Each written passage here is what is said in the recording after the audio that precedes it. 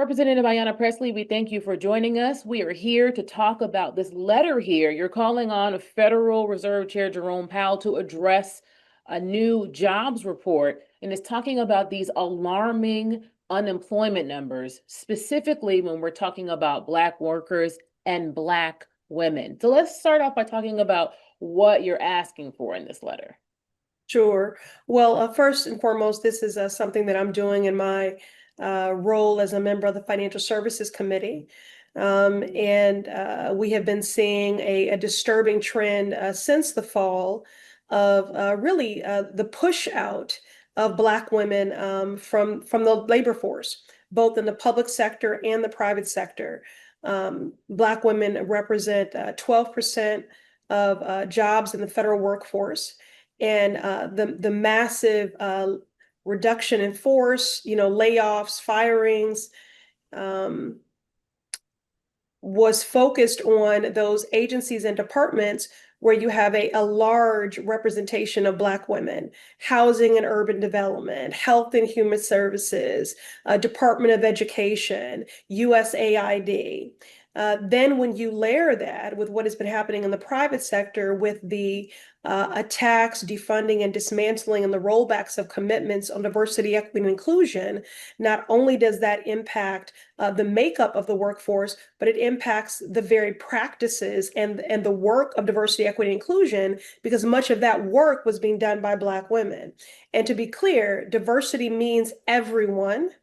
And equity is about fairness and opportunity, and inclusion is about, the American dream. So when you layer that, or rather compound that, with these chaotic tariffs and inflation and rising costs, it is really a tsunami of devastating hurt for Black women and for Black families and for our economy writ large. And Black women have long been the canaries in the coal mine. So this is a sobering indicator and economic metric of what is to come for everyone. And so in my capacity in the Financial Services Committee, using the power of my letterhead, I'm calling on Federal Reserve Chair Jerome Powell for the Federal Reserve to just simply do their job. They have a mandate, a statutory mandate of maximum employment. And that needs to be a priority for all, but especially addressing the crisis, and it is a crisis for Black women. We have seen an alarming spike from what was 4.3%, which is overall unemployment, and for Black women, it is 6.7%. In Massachusetts, specifically, so right now nationally, those are the worst Black unemployment numbers for over this last 4 years. In Massachusetts, we've seen a disturbing trend since the fall of a growing unemployment, disparate impact in Black and Latino communities. That's the worst we've seen in 3 years. So the point is, this is disrupting of livelihoods and lives. It is incredibly destabilizing. I think about the fact that this is a back to school season, and the fact that so many households and that Black women, to the tune of some 70% of Black women, are the primary breadwinners in their family. Not only the sole earners oftentimes, or if you are in a two headed household, still the primary breadwinner, and also taking on other roles as the primary caregiver and things like that. So struggling with paying groceries, struggling with the fact that now you have to pay student loans again after all the work that I led on, given that Black women carry the most debt because we're the most educated. And now a lot of those gains we were making to eliminate that burden for people, those payments have restarted. So, back to school, the cost of inflation and all of those supplies going up, groceries, the cost of living, student loan debt. So when you layer all that together, it really is a compounded crisis. And so what I'm calling on the Fed to do is to collect the data, to analyze the data, and to come up with a plan. 300,000 Black women have been pushed out of the labor force in the public and private sector, and that is a crisis. And I think what was so important too is that not only are you calling for this change, right? You have the specifics and you have a date. We're talking September 30th of this year. Right. We did give the Fed a deadline again to get back to us with a meaningful action plan to address this crisis. This is a five-alarm fire. 300,000 Black women pushed out of the labor force. Again, disruptive to livelihoods and lives, very destabilizing to Black women, to Black families, to our communities writ large, and to the economy. And we've always been the canaries in the coal mine.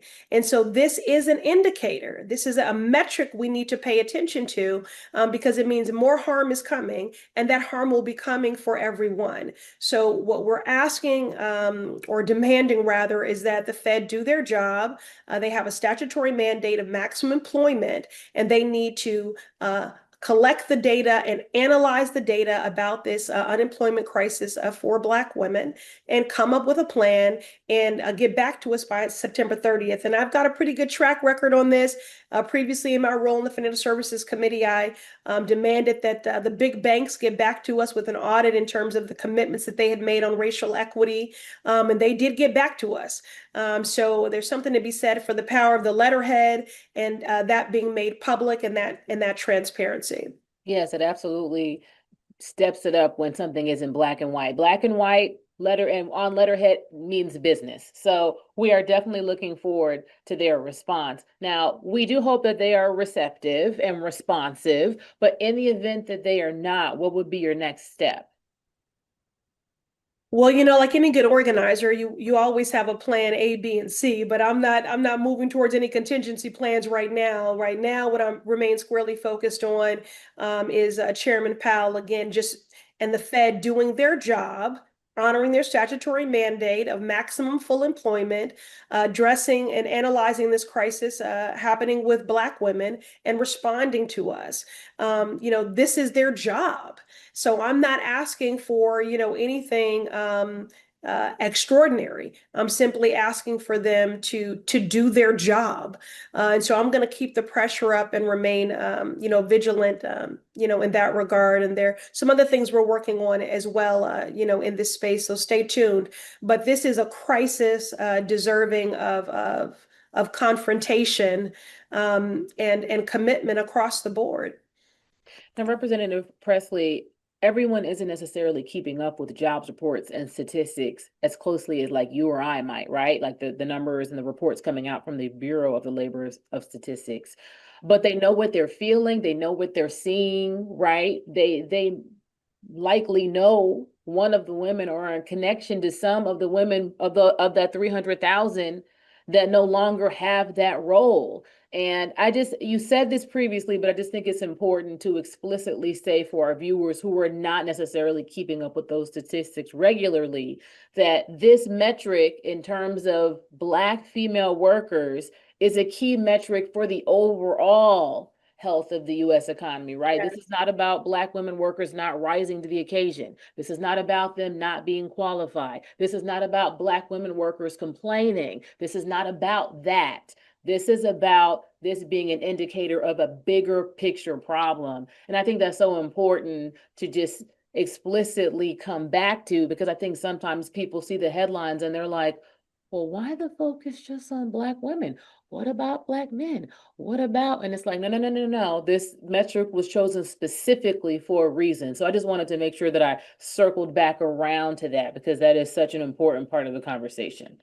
Yes, well, again, I care about the state of the economy and these chaotic tariffs and rising inflation, and growing unemployment rates, and that impact on everyone, especially because I represent one of the most unequal congressional districts in the country, and arguably the most unequal in our congressional delegation.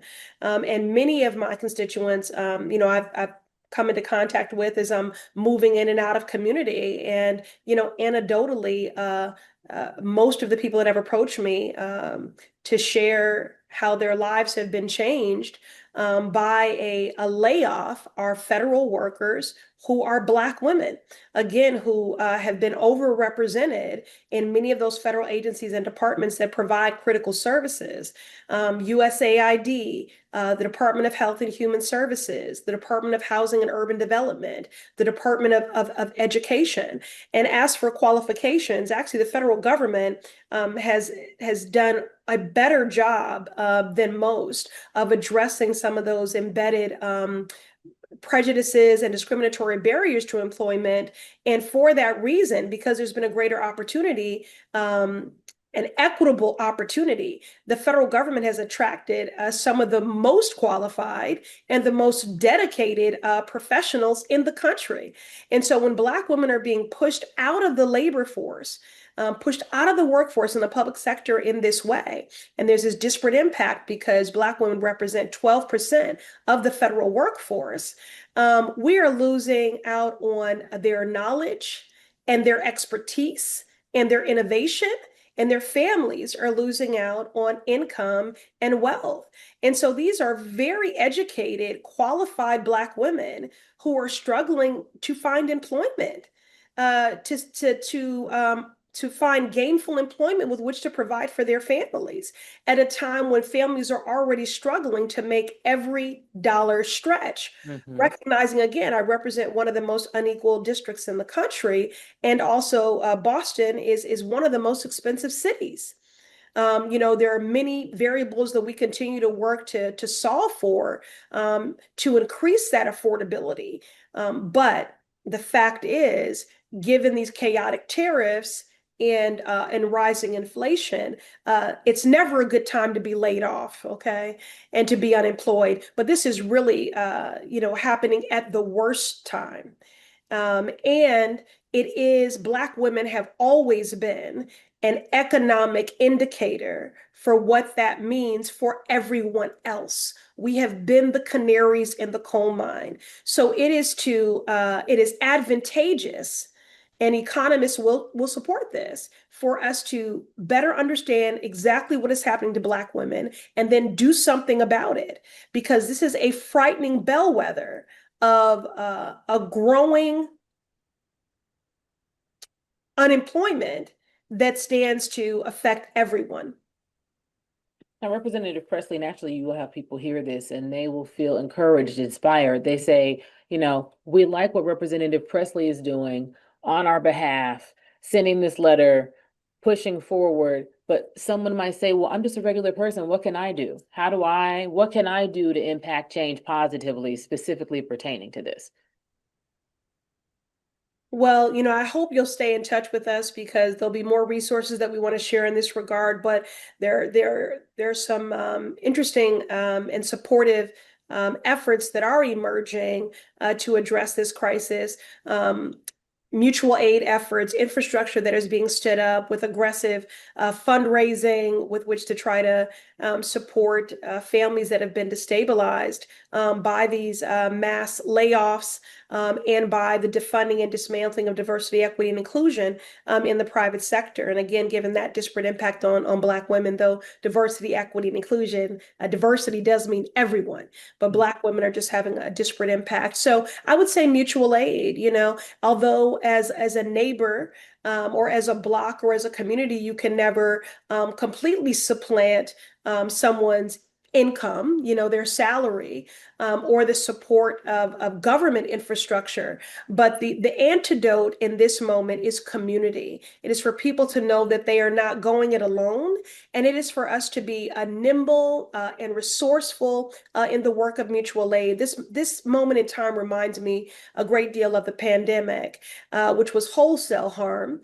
And even though we knew anecdotally that some communities would feel that harm more than others, this is wholesale harm that is very discriminate. It's actually very precise and very targeted. But the point still stands that there was mutual aid that emerged from that time of great uncertainty.